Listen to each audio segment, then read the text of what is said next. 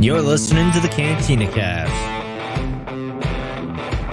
your home for thought-provoking Star Wars talk. Join Adler and Jonesy in breaking down the latest news, trailers, movies, and of course, your favorite characters from a galaxy far, far away.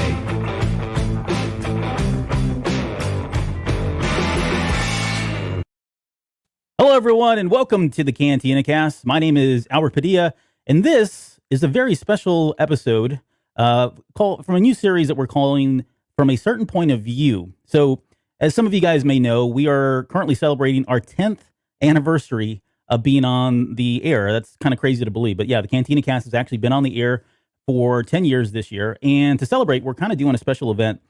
We figured, hey, you guys have listened to all of these hosts over the years. Why not listen to some of your own folks, right? The supporters. And so what we're looking to do is bring on some of our longer tenured supporters, our followers, get their take, and they get to bring the show topic and have us discuss it with them. So hopefully you guys are going to enjoy this. And before we get into that, let me bring on someone that you guys all know and love. He's here with us every week. And that's Mr. Jonesy. Jonesy, welcome to the premiere episode of From a Certain Point of View. Thank you. This is super exciting. I can't believe we get to do this. This has been a dream. I didn't know that I had this dream, but I have it now. And this is fantastic. No, this is super exciting, being able to interact with people. And we've met a number of these folks over at that Star Wars Celebration in Chicago, and interact with them every day on Discord or social media or whatnot. And it's fantastic to be able to actually get their point of view across. Wow, that was really not a pun intended. Oh, I see what you did there. I'm stealing all your thunder, man. All the dad humor is usually your gig. So yeah. But no, super excited we can start to do this, and we've got a great topic to kick it off with too. Absolutely. And speaking of which, so making his debut here on the Cantina Cast is someone who's very active in our Discord community. He follows all of our social media web pages, and we had the pleasure of meeting him in person several times, actually, just a few years ago at Star Wars Celebration. So please welcome to the show. It is an honor to welcome Mr. Jeff Englehart. Hey, thanks for having me, guys. It's great to be here. Hey, thanks for being there. This is kind of like a Zoom meeting, but it's way more exciting because you get to talk about Star Wars and all that good stuff. But so let's jump into this. So you had this question. You posed this question: is the dark side stronger?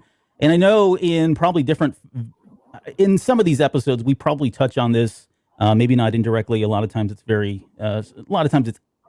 indirectly as opposed to directly. But I want to throw the first question out to you, and let's kind of get the conversation started here. The dark side, the light side, the battle, that power dynamic between good versus evil, it's all kind of at the core of Star Wars and where we get a lot of the conflict from Star Wars. But what's your take with dark side versus light side, the power dynamics, and just, I mean, really, the dark side feels like a lot of people find this super appealing. There's a lot of people that love the dark side. I'm not a big fan of the dark side, but there's something really cool about it that I hope we'll kind of tease out here in a little bit. But what's your take on that power dynamic? Yeah, I think it's tricky because they do always present it in the story as the one with the upper hand. And I think when you kind of look surface level, it's easy to see that it can be the stronger side a lot of times. And I think it's intentionally framed that way. When you talk about the power structures within Star Wars, everything that the dark side is associated with is always a little more overwhelming, bigger, badder, stronger. Whether it's the Empire versus the Rebels or even the Sith versus the Jedi, everything on the dark tends to look stronger. It's almost an illusion of sorts. And I think it's always been pretty intentional from a storytelling perspective. But that's not where the strength really lies at the end of these stories. So it's always been an interesting sort of concept, the way they've framed it over the years. Right. Yep. Yeah, it's super grandiose too, right? And you were talking about storytelling, and that's what makes it so exciting. There's got to be something threatening and menacing that you have to overcome, and it's just more interesting, right? Right. But it's easy to see why people believe, though, that it's stronger, because and Yoda says it too. It's faster, it's more seductive, and those types of that type of verbiage, and it's still.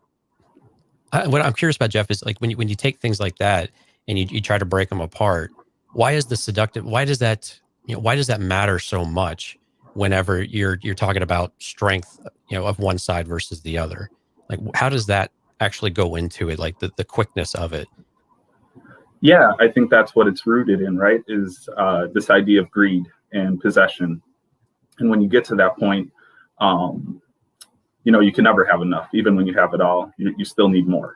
And so that goes maybe later into more of the corrupting power of all that. But when you talk just about the structure, I think when you sort of view the Force, the Sith would see it as an ocean, right? And they want it all. They want the ocean. And the Jedi are out there putting up the safety buoys, and they're only going to swim so far because it's too dangerous if you go too far out, things like that. So it's harder to see, but there's a strength in that discipline that they have. That's longer term. That's more about the greater good, strengthening those around them, and in turn, that leads to a stronger side of the Force than the Sith. Which like I said, if they see an ocean, they want the whole ocean. Yeah, they're jumping in feet first, under submerging, taking it all in as much as they can, right? Yeah, and Albert, I think some of that is you're able to draw on that raw energy. Yeah. So you might feel bigger than you really are because you're able to do these things. But I'm curious if a lot of that is sustainable in a lot of ways to where, and we're going to talk a bit about corruption and things like that, like Jeff was saying, but how much can you sustain of that? It seems exhausting to be able to pull that in, especially if you're just exploring the dark side. But right. I can see why you get this exhilaration, this full of adrenaline and everything else you got. Yeah, and so let's touch on that just a little bit here, because I want to talk about maybe some very real examples that we see in Star Wars where people touch the dark side and suddenly get that quicker, more seductive power, that little zap of energy that they feel, and it becomes very, you grow an obsession to it, right? You want more, you start craving that because it's such a quicker path. But if you think about Anakin Skywalker, there was several moments in the prequel trilogy where, especially when he was with Count Dooku, right? Fighting Count Dooku, he was really kind of tapping into a lot of that. It made him more powerful, which ultimately ended in, the beheading of Dooku. We've talked about Kenobi as being somebody who touched that dark side. If you look at where he was when he was fighting Darth Maul with Qui-Gon Jinn, right? Arguably, those two guys are lock, sync, step. And they're putting their best out there, and he's getting hammered by Maul. Maul's kicking around, throwing him. And it's only after he loses Qui-Gon Jinn that he gets really angry, and you can see it visually on his face that he taps into that dark side. Again, theory on our part, really, but he taps into that, and ultimately that's kind of what leads him into this next level, and he's able to finally take out Darth Maul. And then Luke, right? That's probably the more probably the more prevalent example where we see it, because he's conflicted and he's struggling with all of that at the very end of Return of the Jedi, not taking that final step and fully crossing over to the dark side, because that's exactly what the Emperor wants and that sort of thing. But all of those examples were things where they tapped into the power and were able to, heighten their game just from the dark side alone. But what are some of the other examples, Jeff, for you that you can think about, and just maybe not so much of the examples, but some of the more innate characteristics and abilities that come from tapping into the dark side that we've seen either in canon, or we can even go into Legends if you got some examples there. Yeah, well, I think a lot of what you're talking about is moments where it is fueled by rage or anger or even greed at times, right? So when something's right in front of your face and there's something there for the taking, in the Kenobi example you gave, where obviously he's angry because he just watched his master die, and Darth Maul's right in front of him. So he has he can kill him right there. And that's something, like you mentioned, where that is tapping more into that dark side emotion, because it's right there for the taking. You see it in the sequel trilogy too, where whether it was sort of on Ahch-To, where Rey starts going to the dark side right away because it's right there, and she's exploring this for the first time. It's in her face. Luke tries to kind of stop her, but it's right there. Yeah. Or the way she reacts when she thinks she's about to lose Chewbacca, right? And then you see that kind of just raw anger represented through lightning, right? A lot of these Force abilities are more just a reflection of how the Force user themselves are feeling in that moment. So I think all of it just comes down to, really, do you have the discipline or the strength to not take the thing that's right in front of you? Yeah. And that's where all those moments kind of line up. Even Luke in Return of the Jedi, right?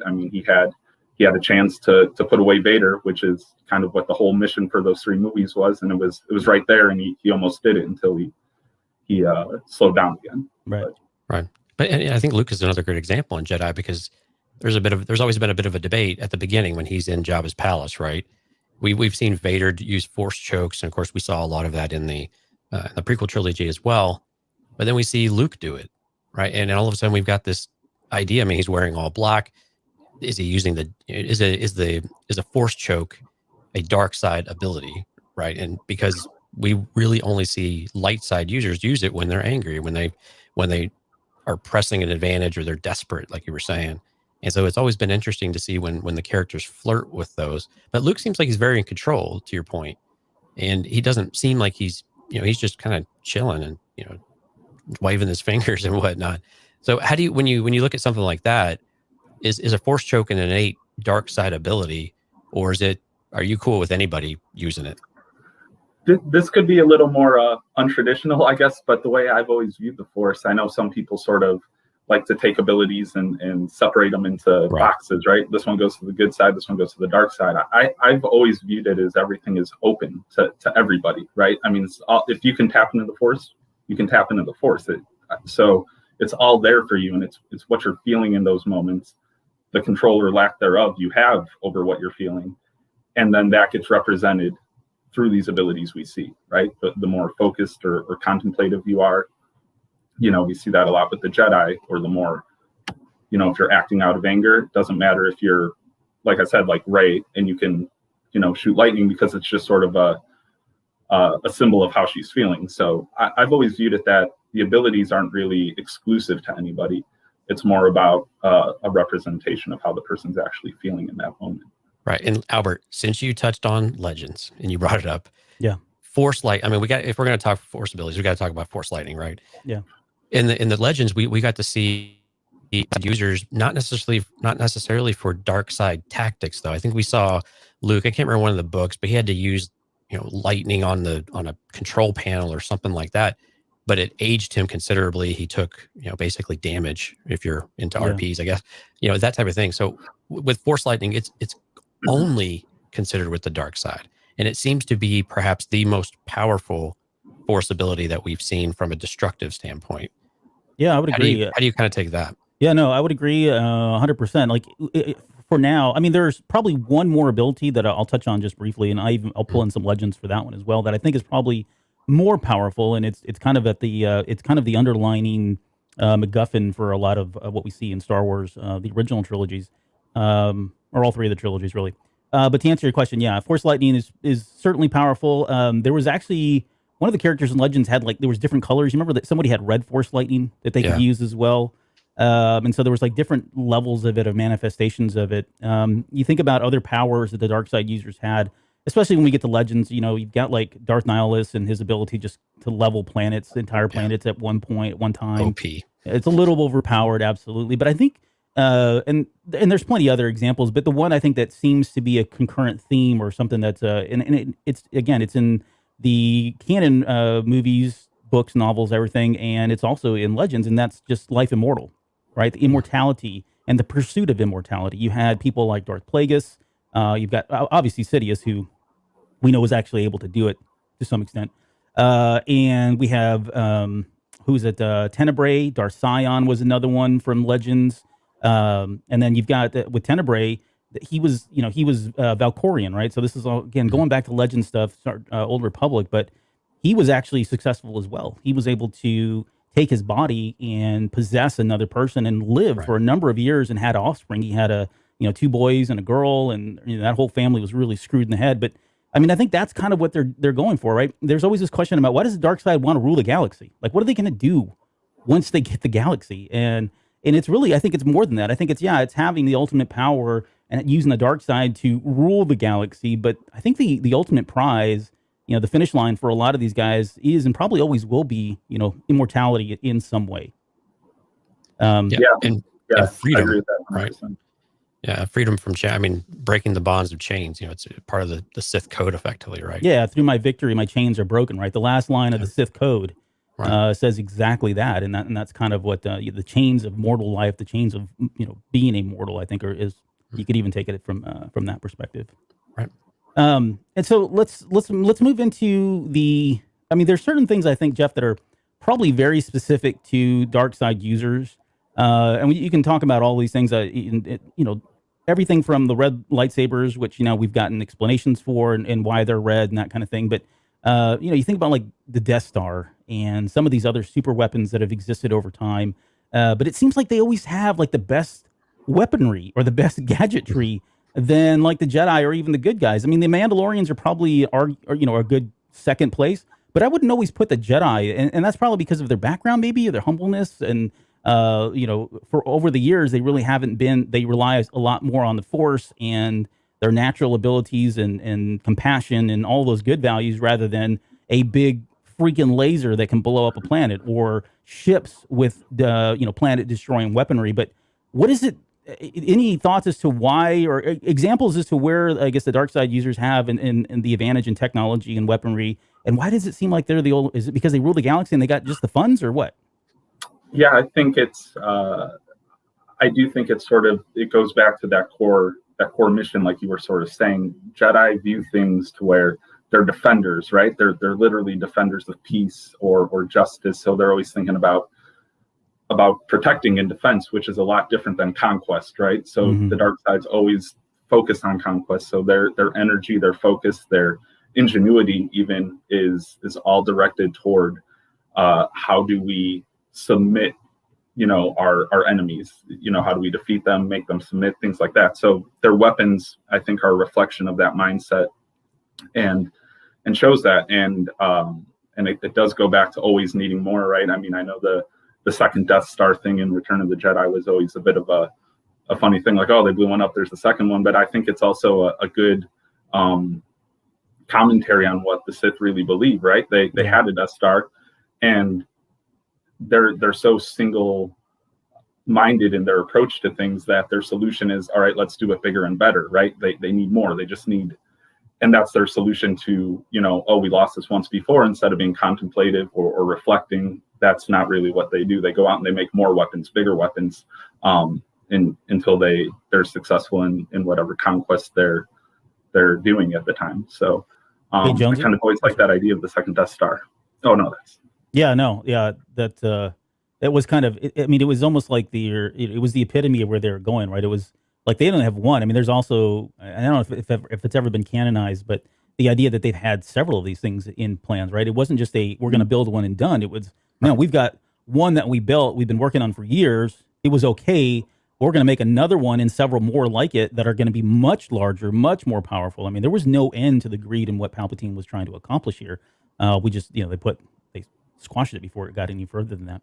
Right. I think real quick though, on the toys, we're going to see, but we're seeing a shift with the High Republic though, right? Yeah. We see the Jedi's got some pretty cool toys now, and they're very cognizant. But I think to your point, Jeff, they are very universal. They have a more well-rounded approach. They have, more passengers. They're not rooted in aggression, right? Or just the need to dominate and get someone to submit. And the Jedi, they're going to be resourceful and more. Some of them more in tune with nature and things like that. But I think go ahead. Oh no, I was going to just follow up on your point really quick. That even in their designs of the weapons, especially in the High Republic, how you can't just shoot your blasters out of your plane or out of your starship. You need to put in your lightsaber and really make a conscious decision. Like, are you sure you want to do this? So yeah. You come back to the root of everything. And I think it works with the vehicles too, as well as just their mentality. And both sides have this common. It all goes back to fear, right? And the Jedi are trying to rise above fear. And actually, I think they fear fear, whereas the Sith want to instill fear, and they draw on that raw emotion in order to channel more of it. And the Jedi are always kind of in internal conflict with themselves and inside of themselves, which I think inherently makes them a little bit weaker in that regard, because they just have this doubt that surrounds them. And I'm not saying that's where I would push my vote, which side's stronger, but I think when I think about that, the Jedi, unless you're really, clearly focused and minded, maybe ever Chris, we're going to have to see where she goes with this, because she's the purest example of we have as a Jedi right now. So what is it? Do all of them struggle with conflict and fear? Or is that the one thing that keeps limiting the Jedi from being truly great, is embracing that a little bit more than what we've seen traditionally and throughout the Star Wars canon? Yeah, you make a good point, because Avar Kriss is certainly somebody on my radar. It should be on everybody's radar to kind of see, what is the protege, or what is the example of a Jedi supposed to be, before we get into the Luke Skywalkers. And I'm not taking anything away from Luke Skywalker, because I think we're just speaking loudly here, you've got Avar Kriss, who is one of the most powerful Jedi we've ever seen in canon. You've got somebody like Luke Skywalker. We finally got to, we got to see it in The Last Jedi. I'm not saying we didn't, but we got to see all the glitz and glam, right? All the showmanship in The Mandalorian, right? And so there's a level of power that comes there that we've never seen before, at least in canon. But then there was another character too. Do you remember Kirik and Fila?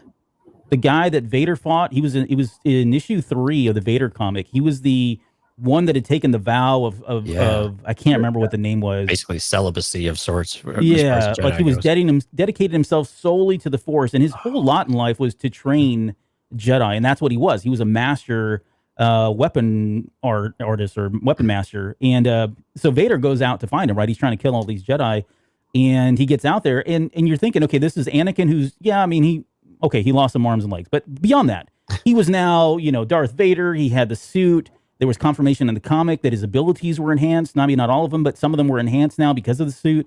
And so he was going in there like Billy Bad, and thinking he was just going to roll over on Kirik and Fila. And that was actually the opposite. This guy leveled him. It took his leg off. And he was confident. He like exemplified just how powerful raw power. He didn't even have like armor on. He had no shirt on. He was fighting him shirtless, like in a wife beater almost.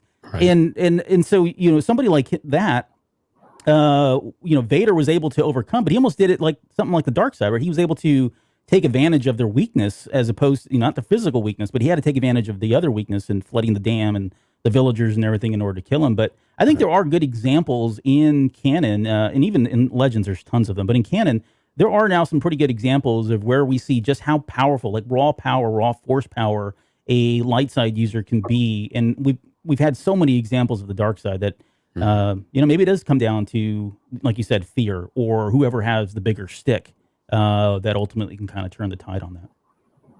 So, yeah. Go, Jeff. Oh yeah, I was just going to say. I think that's a really good point.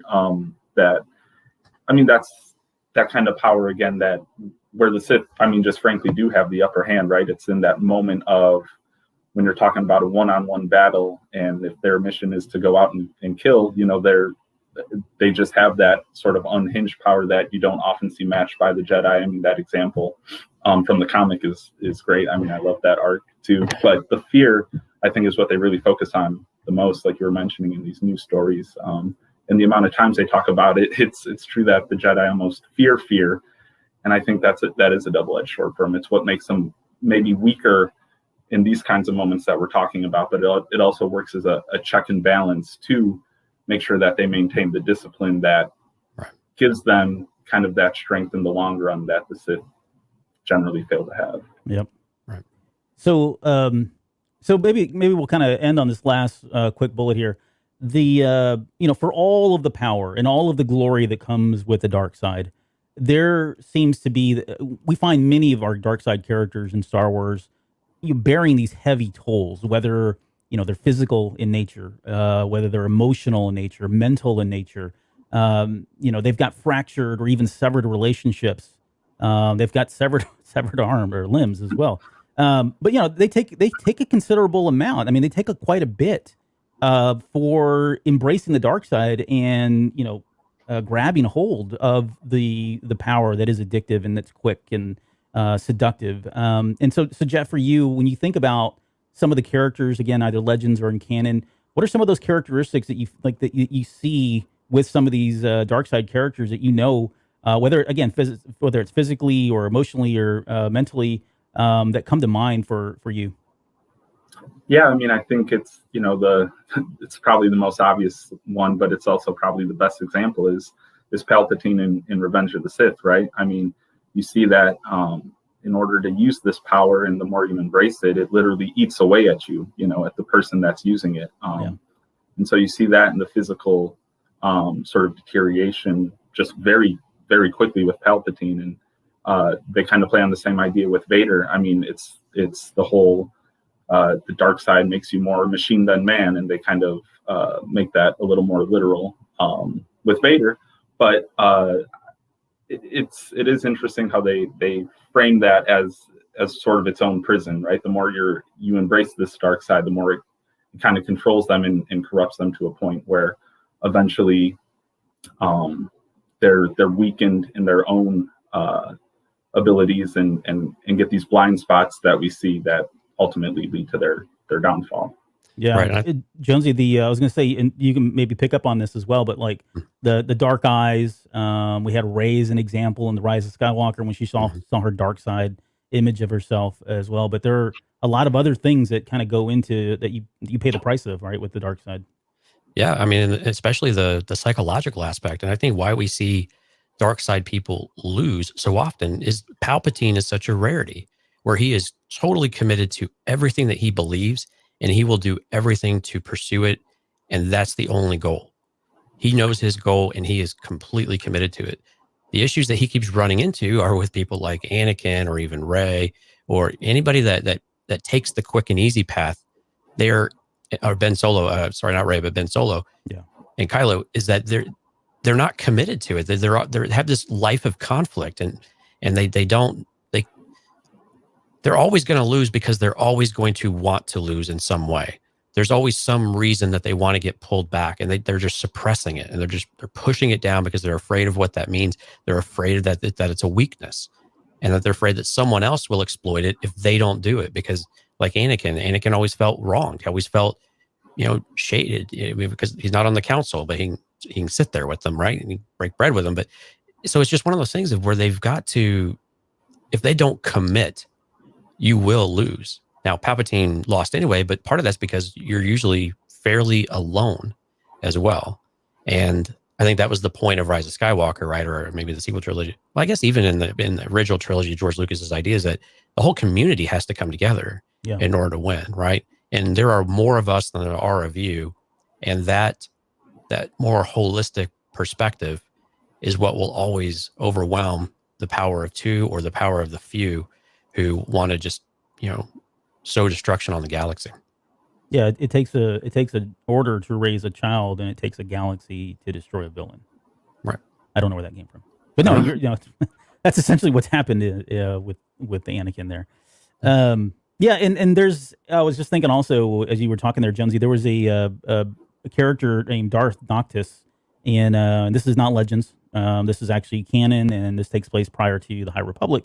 But she was obsessed with the ultimate power of immortality, and I think I may have talked about this in the show, so I apologize, and hopefully this is the first time you've heard it. But she's so obsessed with the power of immortality that it finally, her teachings and her all of her lessons eventually take her to Exegol. And when she gets out to Exegol, she finds this creature that's kind of like a lackey, a hunchback of Notre Dame kind of character, and he ends up taking her down into the middle of the Exegol, and there's a laboratory where all these other Sith have come in the past, and she's super excited. She's completely just drunk on this idea that she's finally found the Holy Grail and everything that she's going to need in order to find immortality.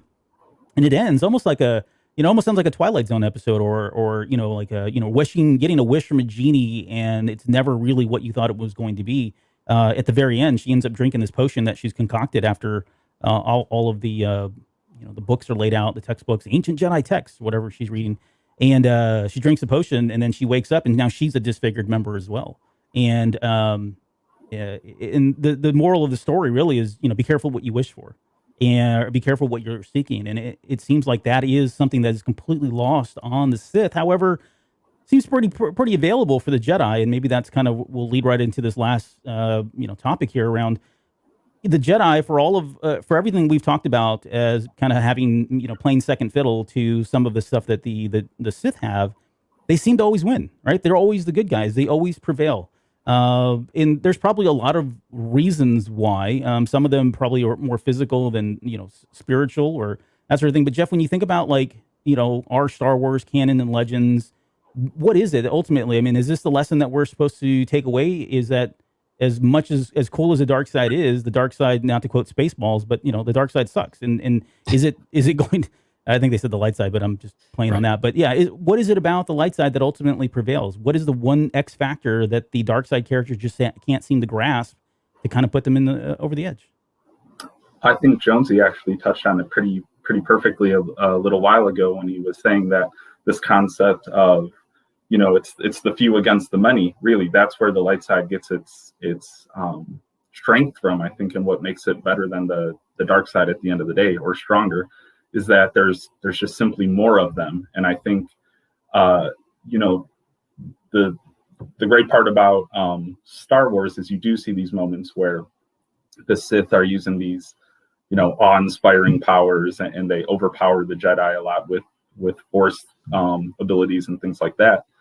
But in these pivotal moments when everything's on the line, it really, their Force powers, don't even come into play a lot of times with the Jedi, where, in Return of the Jedi, all it takes is Luke literally throwing his weapon away.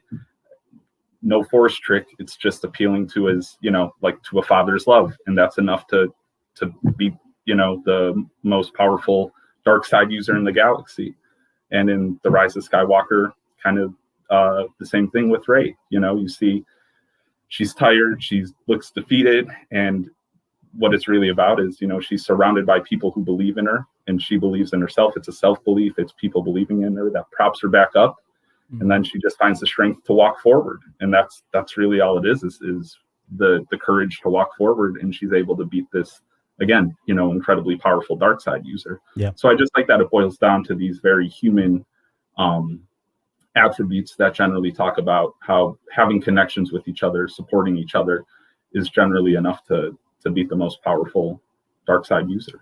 Right. And I think if I were to boil down some of that too, and I think this is maybe operating around what you were saying, Jeff, arrogance, right? So there's so much arrogance with dark side users.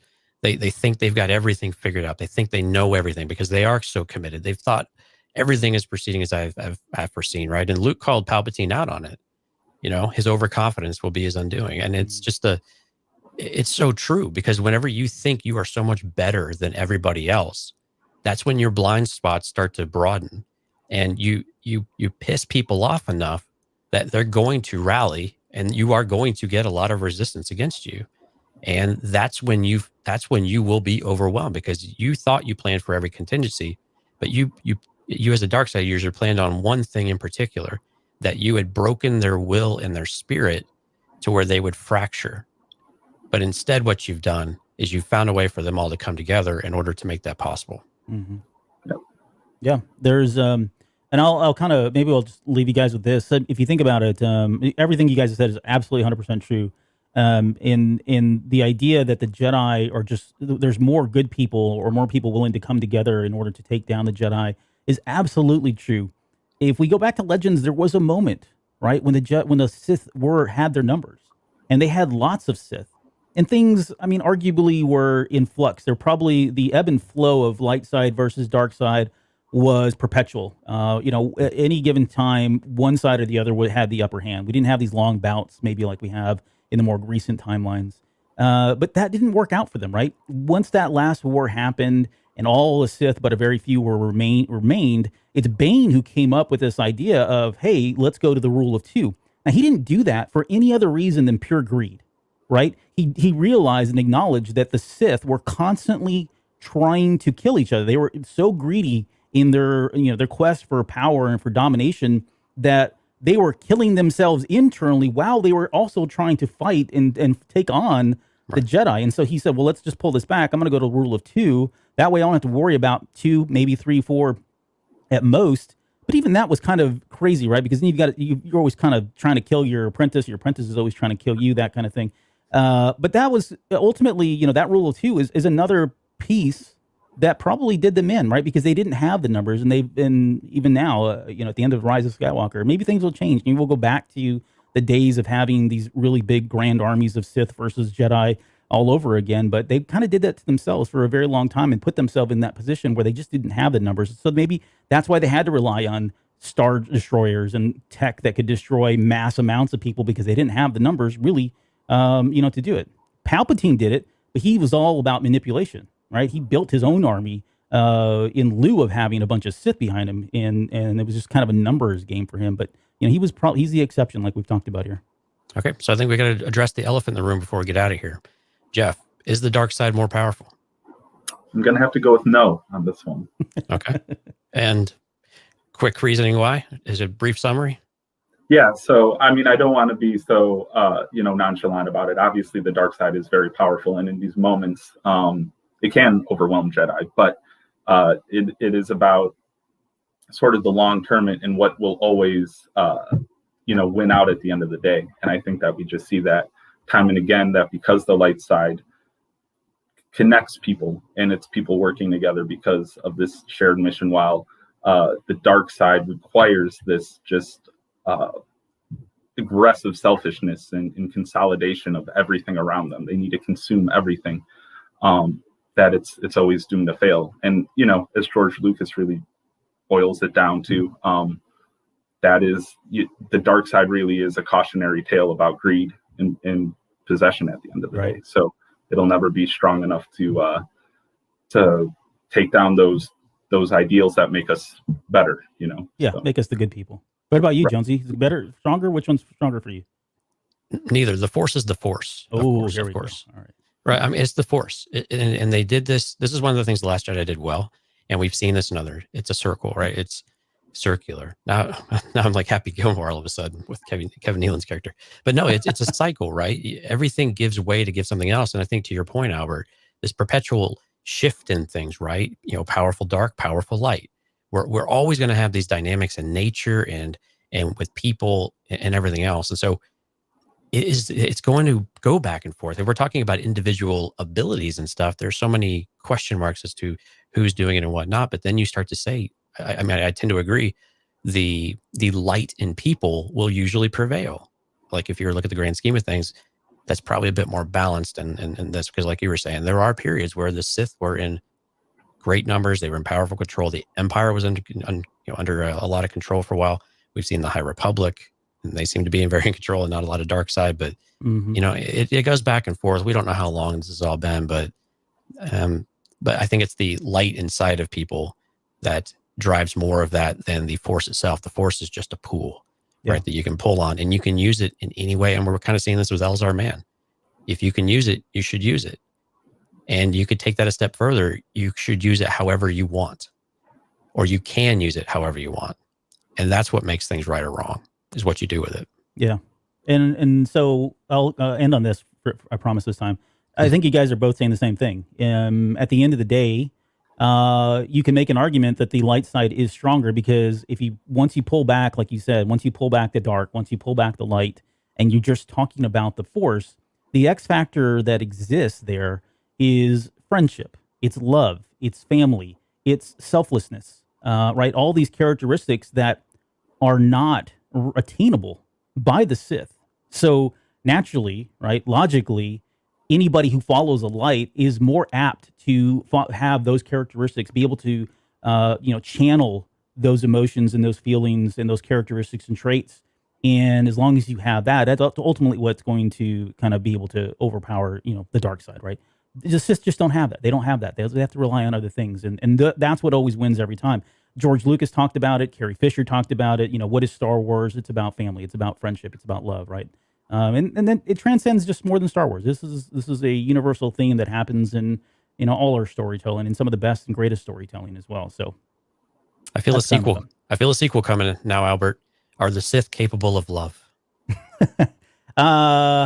Jeez. It was rhetorical. Oh, okay. It's for the sequel show. Okay, we'll have to do a follow-up show on. Right. Can you love a Sith? But all right. Can a Sith love you? Yes, they can. For the love of the Sith. There we go. We've already come up with the title. Claudia Gray can write the story. Can just be like, all right, yeah. Albert's a fanfic pro. I'll see. I'll get with Claudia and see if we can't put something together. We're on a first name basis now with Ernie as well. Right. And Ernie, we'll see if he's got something in there too.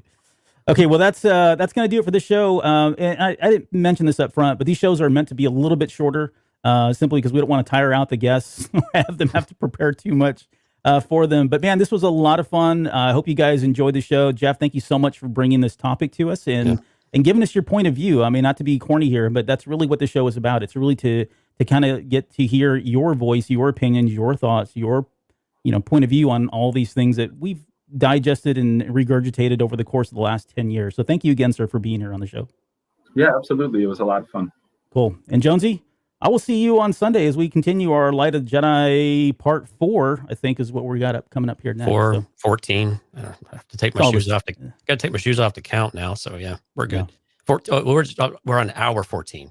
Sorry. It's hour 14 of Light of the Jedi. Yeah. Thanks, Jeff, man. This was a lot of fun. Glad you're able to join us. Thanks again, guys. Yes. And thank you guys for everyone that joined us on the live show. Please like and subscribe both to the podcast and the YouTube channel, and look forward to more of the shows. We've got 2 more guests already lined up, and we're going to continue this for the foreseeable future. So it'll be an ongoing limited series of shows, and please give us feedback. Let us know what you guys think of it. So we'll see y'all on the next show.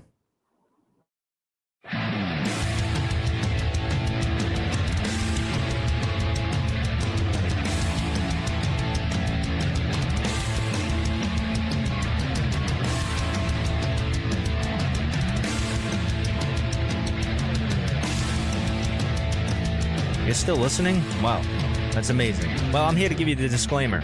Normally we do a big, long, drawn-out disclaimer thing saying what's what and who's what and all that other stuff, but I think you guys kind of know that Lucasfilm and Disney have no affiliation with us at all, and we have none with them. We talk about Star Wars, which is their property, and all that other good, fun stuff, but I think you can tell which is our stuff and which is their stuff. If you can't, well, then send a lawyer to send an email to me, and I'll be glad to chat with them. Other than that, you know what's what, so that's your disclaimer.